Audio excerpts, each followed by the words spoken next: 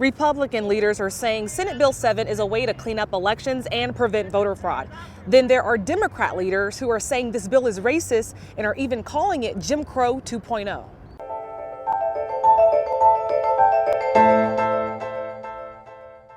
Texas leaders are outspoken about Senate Bill 7. State Representative Garnett Coleman out of Houston and State Senator Brian Hughes in Tyler. Both are not shy about their feelings towards the election bill. I think it's ill-advised and goes against the principles of democracy. But if we look at this bill in particular, I think folks are going to be pleased with it. Social activists like Cliff Albright with Black Voters Matters travel all over the country. He's choosing to stop in Texas to help people register to vote. The group is branding this state bill as a weapon to create voter suppression. If passed through the Texas State House, the bill will have the power to stop drive-through voting options, force voters with disabilities to prove why they can't make it to the polls before being cleared for mail-in ballots, and polling places will no longer stay open late, giving less time in the day for voters to cast ballots. Those against the bill are comparing it to a voting bill that just became law 4 states over in Georgia. Over there, to get mail-in ballots, voters will have to provide a driver's license number or other documentation. It's not a coincidence that some of the same things you saw in the Georgia voter suppression law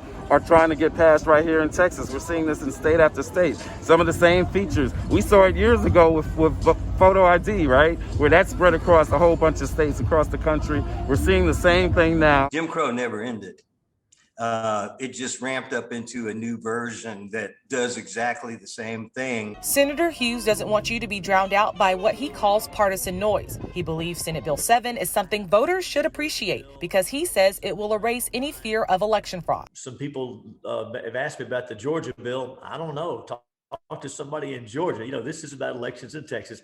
And over the last several years, we've continued to do reforms to our system.